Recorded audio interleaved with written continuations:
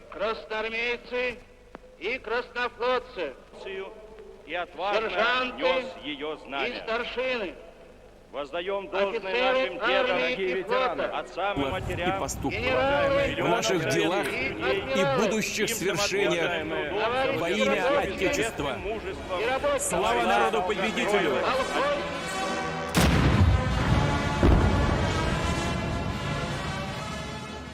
Upcoming Moscow Victory Day Parade on 9th of May is a very significant event, especially in the wake of the war in Ukraine. It's a ceremony watched by millions of Russians every year. However, what is the importance of this parade? What can it tell us in regards to how the war is going? What is the state of the army and the Russian leadership?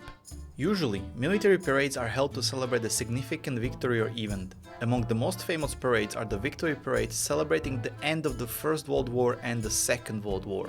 However, victory parades date back to ancient Rome, where the Roman triumph celebrated a leader who was military victorious. In the modern age, victory parades typically take the form of celebrating a national victory rather than the personal one.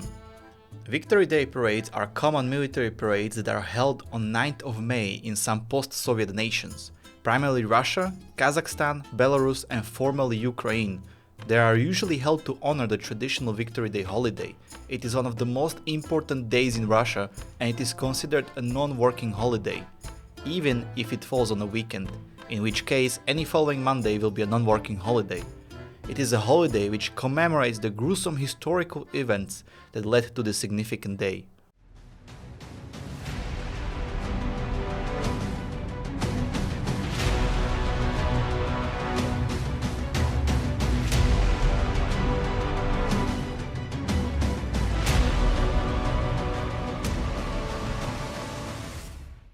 On Sunday, 22nd of June 1941, Adolf Hitler launched Operation Barbarossa and the Wehrmacht began its largest invasion in the history of warfare, aimed to take down the Soviet Union. It was one of the deadliest parts of the Second World War, mostly because the Soviet High Command and especially Stalin himself did not see the writing on the wall. As a result of this unreadiness, the Soviet army suffered a humiliating defeat after humiliating defeat. The Nazis deliberately starved to death or otherwise killed 3.3 million prisoners of war and millions of civilians, as the so-called Hunger Plan was aimed to exterminate the Slavic population through starvation. Mass shootings and gassing operations carried out by the Nazis or willing collaborators murdered over 1 million Soviet Jews as the part of the Holocaust. The offensive lost its initiative in the Battle of Moscow at the end of 1941, and the subsequent Soviet winter counter-offensive pushed the Germans back. The Germans had confidently expected a quick collapse of the Soviet Union, similarly as it happened in Poland, but the Red Army absorbed the German Wehrmacht's strongest blows and bogged it down in a war of attrition, for which the Germans were not ready. The Soviet army landed several huge blows in big victories such as Battle of Stalingrad and Battle of Kursk, after which the army started taking initiative in the war. Furthermore, after the Allies opened the second front, the Soviet Red Army was confidently steamrolling through the Eastern Europe and heavily pushing the Germans back all the way to the Germany, where on the 8th of May, Germany officially surrendered. Victory Day was therefore decided to be held on the following day. However, what is really the purpose of this parade? According to the Russian anthropologist Sergei Ushakin, modern victory parades are intended to demonstrate the direct and immediate connection of the present with the past, and to materialize the connection between generations. General Oleg Salyukov, who has commanded the parade for close to a decade, described them in an interview with TASS as the celebration for people and not a show of militarism, referring to accusations of the parade being used as a show of Russian military might.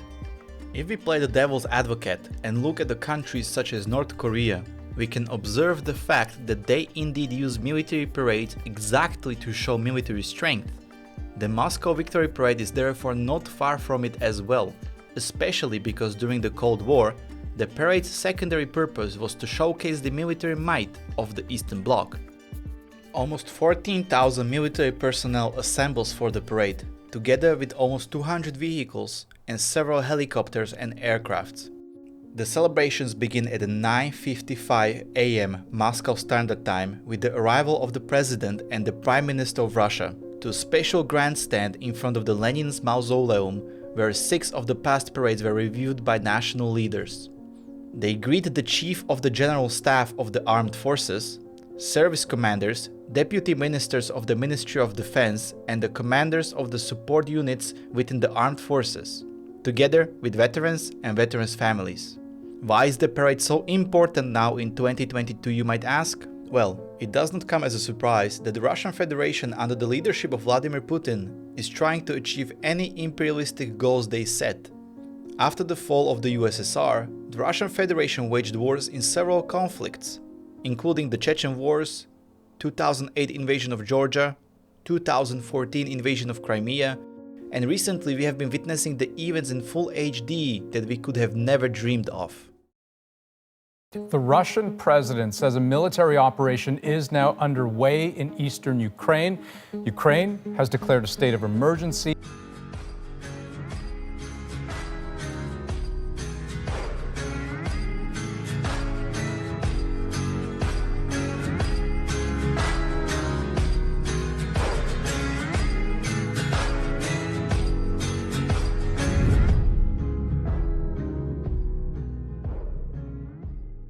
On 24th of February 2022, Russian Federation launched full-scale invasion of Ukraine, with the reason of quoting, to demilitarize and denazify Ukraine.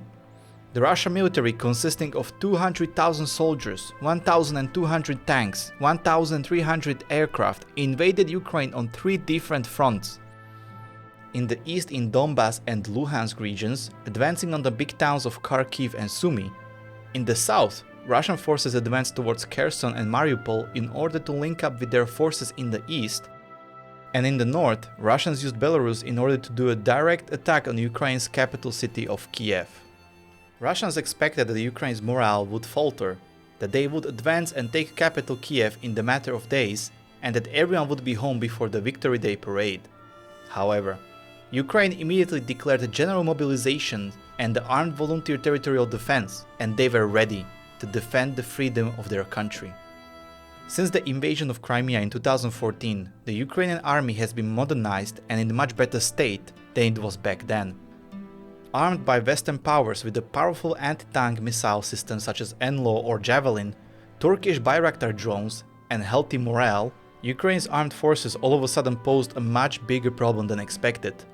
On top of it, Russian intelligence expected Ukraine's government to fall apart and flee the country, which in the wild turn of events did not happen. Ukraine's President Zelensky, formerly an actor, comedian, turned politician and later president, decided to stay in the country. He appealed to the people of Ukraine on national television and called for the defense of the country, to brace for a Russian offensive and urged civilians to arm themselves. Zelensky's refusal to leave and unwavering willingness to fight for the freedom of the country against the incredible odds turned him into a hero and a symbol of the Ukraine's resistance. All these actions, combined with the strong Western sanctions towards Russia, such as banning several Russian banks from the SWIFT banking system and urging multinational companies to leave Russian market, proved to be an obstacle for the Russian economy and military. Moreover, the Russian logistics were not thought out properly and Ukraine's military managed to impose heavy damage on the unprotected Russian supply lines. During the 2-month period, only a few of the big cities fell under the Russian control. Ukrainians' resolve to fight to the last man proved to be too much for the inexperienced Russian conscripts and for the low morale of the invading troops, who did not really know what they were doing and why. The Russian military started ramping out big losses and had to abandon the entire offensive in the north in order to regroup and restructure their plans, mainly to take the Mariupol and to make a big push in Donbass region, where the majority of the Ukrainians' professional forces are dug down. With the 9th of May coming up and the Victory Day parade behind the corner, all eyes have been focused on Russia. There are several big questions that we have to answer in regards to the Victory Day parade. First, will Russia try to flex their military despite the fact that they could not achieve any of their significant goals in Ukraine? Second, will Russia try to flex their nuclear arsenal in order to put more threats towards the Western countries and even maybe towards Ukraine? Who from the foreign dignitaries will attend the victory parade and therefore align themselves as Russia's ally? Fourth, will Vladimir Putin actually appear in the wide public? And fifth, will Vladimir Putin cancel this historical event? First of all, there have been reports of troops rehearsing for the parade, so we can safely assume that the parade will not be cancelled because it could be a big thorn in the Russians' public eye, especially after they are told on daily basis that everything is going according to the plan. Therefore, the less eyebrows raised, the less questions asked, the better.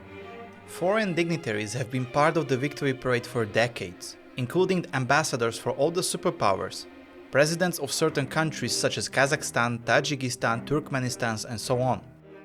In 2010, there was a Chinese president, German Chancellor Angela Merkel, Czech President Václav Klaus, Polish President, Serbian President, Slovakian President, and even Israeli President.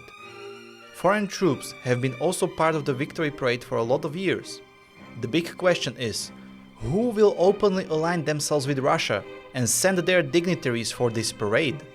We have seen NATO member countries such as Hungary, where President Viktor Orban is openly voicing support to Putin and calling Zelensky a Nazi.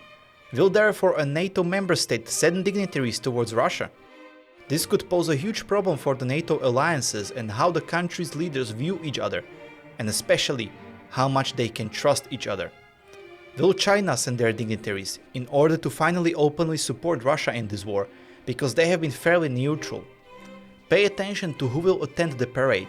Huge win on the diplomatic ground for the West and the Ukraine will be if no one of importance will attend the parade, maybe with the exception of the Belarus President Lukashenko. We can take this diplomatic question even further. Will Vladimir Putin himself appear? Vladimir Putin has been spending his time in a bunker at an undisclosed location during the war. He appeared in the public for very few times. There have been reports of a lot of arrests among the special agents, secret forces, and so on, showing big signs of paranoia in Putin's actions. Some of the notable oligarchs also died in very dubious circumstances. Therefore, we have to ask if Vladimir Putin will attend the parade.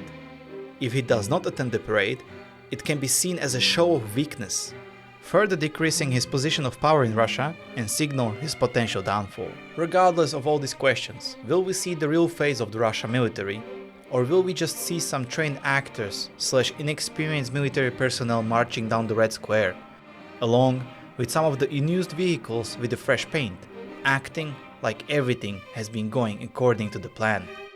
Will we just see a bunch of nukes being promenaded on the road in front of the people's eyes, so Vladimir Putin can use it as his last flex against everyone in the world? It's hard to tell. However, this year's victory parade is more important than ever.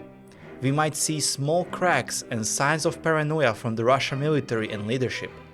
It might even tell us how the war is going according to the Russian leadership, regardless of their propaganda. There is also a chance that it will be just downsized, ignored event. I believe this event on Monday can tell us a lot about the current state of affairs, and you should pay attention to what's gonna happen.